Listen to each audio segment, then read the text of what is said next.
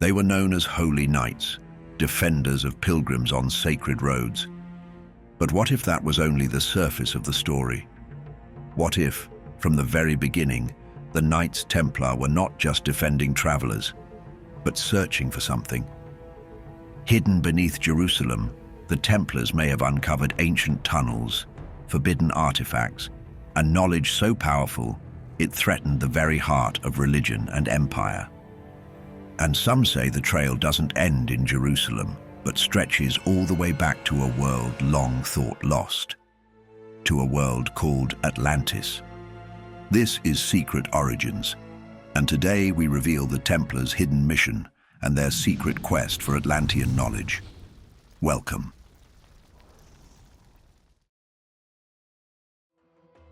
In the year 1099, Christian armies took control of Jerusalem after a long and difficult war known as the First Crusade. Many people had traveled from Europe to fight in what they believed was a holy mission to protect the land where Jesus once lived.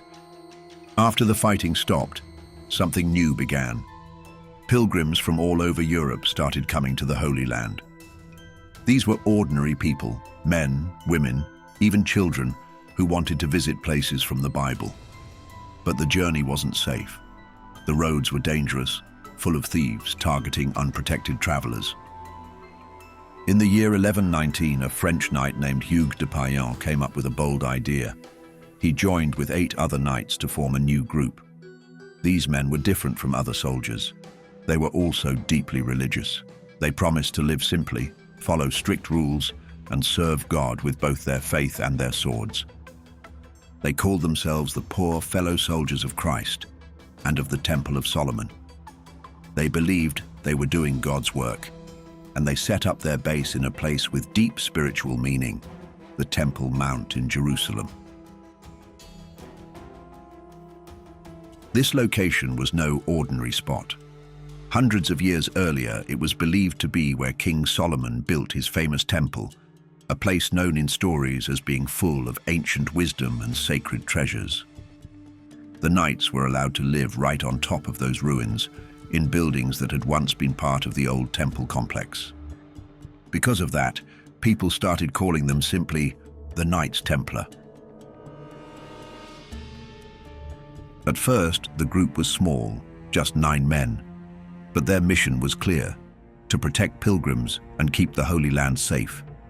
Their way of life caught people's attention. They lived simply, followed strict rules, and were ready to die for their cause. Soon, powerful people across Europe began to support them. Kings, nobles, and even the Pope gave them money, land, and special privileges. They didn't have to pay taxes, and they were free to travel wherever they needed to go. New members joined from all over Europe, and the Templars quickly became one of the most respected groups of their time. Their success was fast, and their reputation grew. But there was something strange about their early years. Even though their job was to protect travelers, the Templars didn't spend much time on the roads. For nearly 9 years, they stayed mostly in Jerusalem. Instead of riding through the countryside guarding pilgrims, they remained based on the Temple Mount, right on top of the old ruins of Solomon's temple. They were quiet, focused, and always working. But no one really knew what they were doing. So, what exactly were the Templars doing beneath the Temple Mount? There is a theory, one that has grown stronger over the centuries, that the Templars were not just guarding the Temple Mount, they were digging under it. According to this theory, the Templars believed something of great importance was hidden beneath the ruins. Some say they spent those 9 years exploring tunnels, excavating chambers, and carefully searching the ground under their feet. They weren't there just to live near history. They were trying to uncover it. It may sound strange, but the clues tell a deeper story.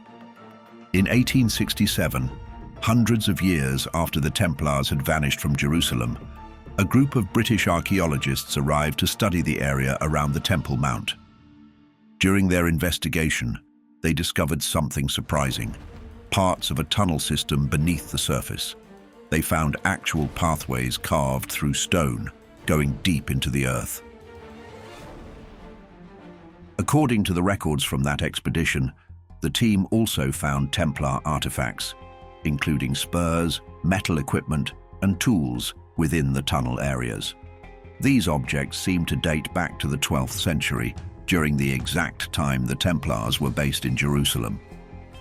Now, this doesn't prove the Templars were digging. The tunnels could have been there before them. The artifacts could have been dropped by accident. But the combination is strange. Is that just a coincidence? Some researchers believe it's not. They point out that the Templars were not ordinary warriors. They were trained, disciplined, and deeply organized. They kept careful records, followed complex rules, and were known for building strongholds across Europe and the Middle East. If any group could have planned and carried out a secret operation under the Temple Mount, it would have been them. The mystery deepens further in the 20th century. A few modern researchers, including writers like P.L. Gaubert and Louis Charpentier, claimed they had found evidence of more underground structures near the Al-Aqsa Mosque, part of the same Temple Mount complex. These writers argued that the layout of the area showed signs of deliberate excavation from the time when the Templars were there. They even suggested that some of the tunnels lined up with known entrances from the Crusader period. But there's a catch. These newer claims have not been confirmed through official excavations. Much of the Temple Mount is off-limits to modern archaeology due to its deep religious importance and political sensitivity. No one today can fully dig beneath the site to prove or disprove what might be down there. When you step back and look at the big picture, the signs are hard to ignore. The Templars were given access to the most sacred ground in Jerusalem. They stayed there for years, largely out of sight. Centuries later, tunnels were found beneath that same spot, along with items that matched their time and identity. But why would someone go to such effort to explore under a temple that had already been destroyed hundreds of years earlier? Many believe the Templars were searching for something of great value, something lost, buried, and protected. Some say it might have been religious relics. Others think it could have been knowledge, hidden away after Jerusalem fell to the Romans in the year 70. Long before the Knights Templar became one of the most powerful and mysterious orders in medieval Europe, maybe even before they were officially founded in 1119, there were stories that a few of their future leaders had already heard whispers of something extraordinary. These weren't stories of castles or gold. They were older, deeper, and far more strange. They were about Atlantis. The legend of Atlantis had already been told for centuries by that point. It was said to be a lost land, full of incredible technology, shining cities, and people who understood things that modern science is still trying to figure out. But some people believed Atlantis had been real. And not only that, they believed it had left behind secrets powerful enough to change the world. According to some versions of the story, certain Templar knights, either during their travels or through connections in places like Constantinople, met a group known as the Brothers of the East. These were scholars and keepers of ancient teachings, possibly passed down from those who survived the fall of Atlantis. What did they tell the Templars? They told them that Atlantis had once been the most advanced civilization on Earth. Its people understood the energy of the planet. They used sound, light, and vibration not just to heal, but to power their cities.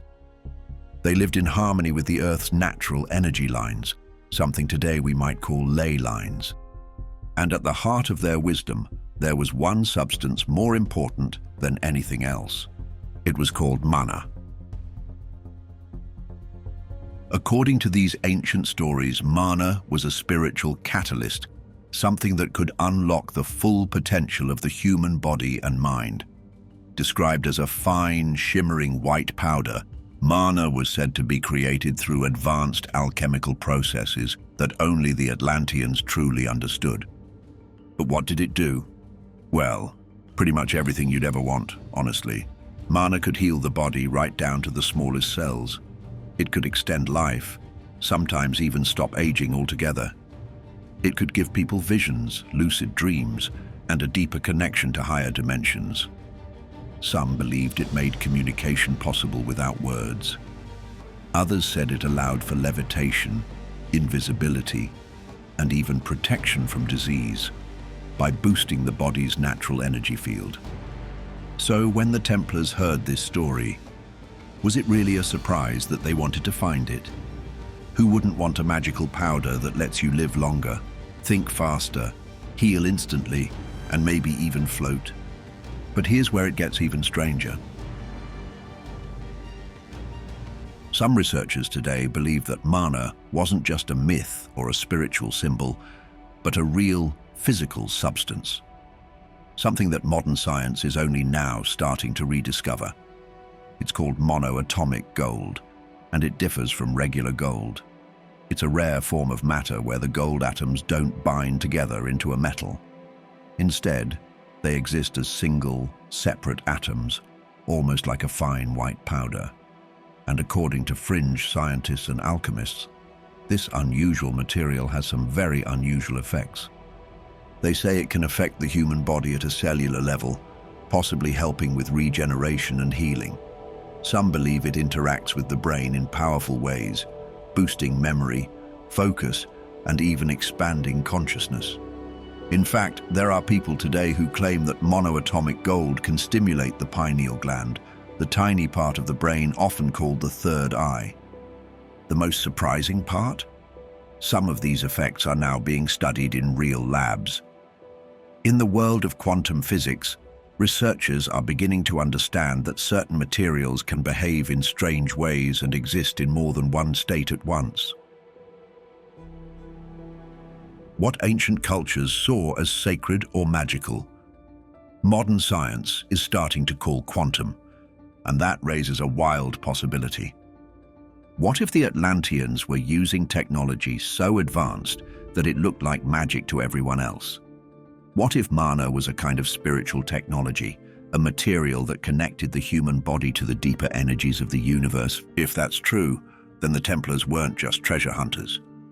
They were trying to recover a lost science. To understand why the Templars cared so much, we have to look at the world they believed mana came from. Atlantis, according to legend, was a global civilization. Its people lived in great crystal cities that glowed with energy. Their buildings were shaped according to the stars. Their medicine was based on frequency and light. They could balance a person's energy by using colors, sounds, and even thoughts. But like in many ancient stories, something went wrong. Some say the Atlanteans became too proud. Others say they tried to control forces they didn't fully understand.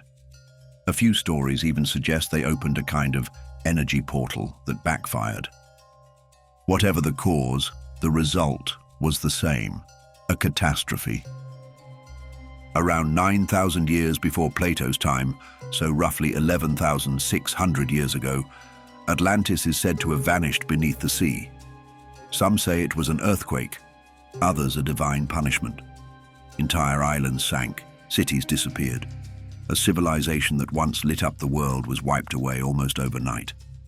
But if Atlantis sank into the ocean thousands of years ago, somewhere west of the Pillars of Hercules, today's Strait of Gibraltar, why were the Templars so focused on digging under the Temple Mount in Jerusalem? What possible connection could there be between a lost island and a sacred city in the Middle East? When Atlantis fell, not everything disappeared beneath the waves. Some stories say that a group of the wisest Atlanteans saw the disaster coming and had time to prepare. These were scientists, engineers, and spiritual teachers, and they didn't leave empty-handed.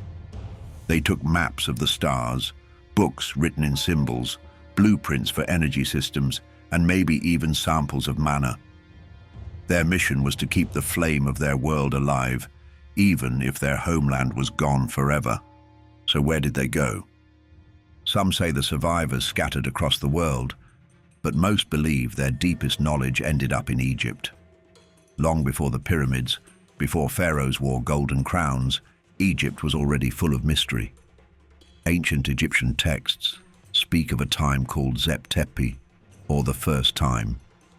an age when gods walked among humans and taught them science, architecture, and the secrets of the stars. But what if those gods weren't gods at all? What if they were the survivors of Atlantis?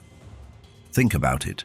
The oldest structures in Egypt, like the Great Pyramid and the Sphinx, show signs of incredible precision and knowledge. Even today, scientists aren't fully sure how they were built. Some of the techniques seem far too advanced for the time period.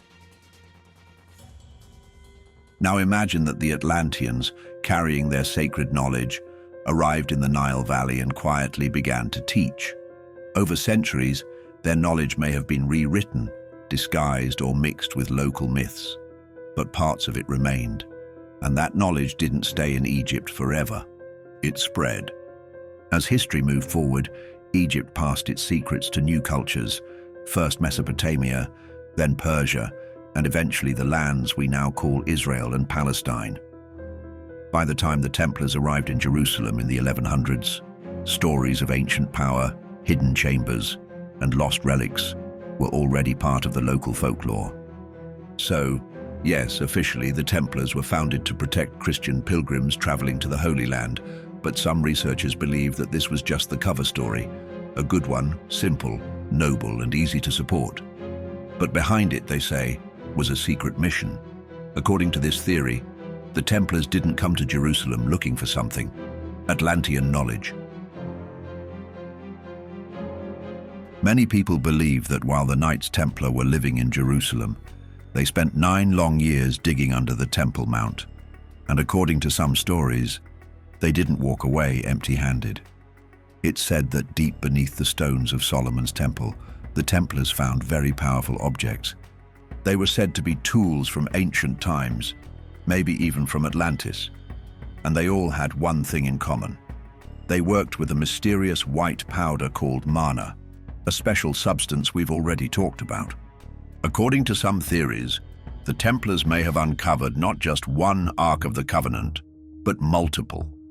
According to these theories, the Ark of the Covenant was a series of sacred devices, each designed for a different purpose. Some were said to produce sound or light. Others were rumored to act as weapons or to serve as communication tools with the divine. In total, some sources speak of 6 separate arks, hidden in different chambers beneath the Temple Mount. Whether they were duplicates, fragments, or entirely unique artifacts remains a mystery. But if true, this would change everything. It would mean that the object most often thought of as a single lost relic might actually have been part of a much larger system, a system the Templars may have tried to reconstruct. Another object was the Holy Grail. Most of us picture it as a cup, maybe from the Last Supper, but the Templars may have seen it differently. To them, the Grail was a kind of energy tool, something that helped people heal, grow, and connect with something bigger than themselves. Then there was the Emerald Tablet. It was a flat green stone with strange writing on it. The letters didn't look like anything from Europe. And here's the strange part. Some said the writing changed, depending on who was reading it. The tablet was said to explain how the world works, how sound, light, and thought are all connected. If you understood it, you could use that knowledge to do amazing things. And finally, there was the Spear of Destiny. This is the spear that, according to legend, touched Jesus during the crucifixion. But some believed it was much older and much more powerful.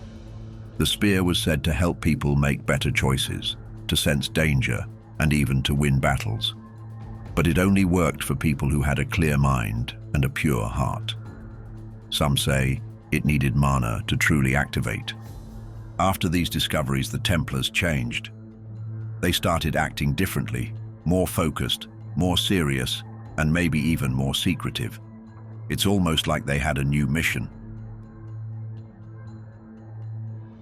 As the Templars continued their work beneath the Temple Mount, stories say that what they uncovered wasn't just physical.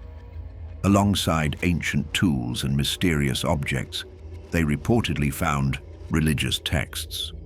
They were writings that told a different story, one that challenged everything the medieval church had taught for centuries. The texts described a personal path to the divine and portrayed Jesus more as a spiritual teacher than a distant savior. Some of the scrolls suggested that he had a close relationship with Mary Magdalene, perhaps even a family. Others hinted that John the Baptist, not Jesus, was the original keeper of secret knowledge, and that he had passed down teachings that were later changed or hidden. These texts, which many linked to the Gnostic Gospels, the Qumran writings, and ancient Hermetic teachings, painted a picture of a world where God was not a figure of fear or punishment, but a source of inner light. Salvation, they said, was not about obeying rules, but about discovering the truth for yourself. Such ideas were not easy to accept in the 12th century. These teachings could have shaken the church's power if they became public. The church, according to many accounts, did not see the Templars as simple knights anymore. They began to see them as men who knew too much, warriors with access to truths that had been buried for a reason, guardians of a vision of the world that made the old systems look weak and small. And so, from that point on, everything began to change for the Templars. Among their enemies was King Philip IV of France, a ruler in deep debt to the Templars, both financially and politically. He feared their influence, their independence, and the rumors that they possessed knowledge the church itself could not control. This was the same church that had once blessed the Templars, given them land, privileges, and even protection. On the morning of Friday, October 13th, 1307, Philip acted. In coordination with Pope Clement V, a sweeping raid was launched across France. Templar knights were arrested in their homes, in churches, and in commanderies. They were accused of dark crimes, of worshipping a strange figure named Baphomet, of dishonoring Christ, and performing forbidden rituals. They were tortured until they confessed. But many believe these accusations were only a cover. The real reason, according to many, was far more dangerous than heresy. The Templars had access to ideas that could break the church's control and shift the balance of power across all of Europe. And on top of that, they possessed advanced artifacts from Atlantis that could make them unstoppable. That possibility was too dangerous to ignore. Overnight, the church that once protected the Templars now labeled them heretics. From holy defenders, they became outlaws. But the Templars, it seems, had been prepared. Just days before the arrests, their most guarded secrets vanished. Gold, sacred relics, ancient books, and scrolls full of symbols and diagrams were taken from their strongholds. A fleet of ships, once anchored at La Rochelle, quietly set sail and disappeared. But even as their order was collapsing, the Templars' final chapter didn't end quietly. Because on March 18th, 1314, the last Grand Master of the Knights Templar, Jacques de Molay, was led to a public execution in Paris. After years of imprisonment and interrogation, he was sentenced to death by burning. But before the flames were lit, de Molay made a final statement. In front of the gathered crowd, he reportedly called out King Philip IV of France and Pope Clement V, the two men most responsible for the destruction of the Templars. According to multiple accounts, de Molay declared that both the king and the pope would have to answer to a higher power. He summoned them to appear before God's judgment within 1 year. The events that followed were unexpected. Pope Clement V died just 1 month later, in April 1314. King Philip IV followed within the same year, in November. Both deaths were sudden and seen by many at the time as unusual. Whether this was a coincidence or something more, the timing was hard to ignore.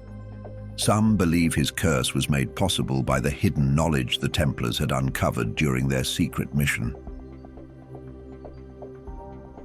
After the fall of the Templars, their story didn't end. It simply just reappeared in new forms. In the years that followed, new groups began to form across Europe.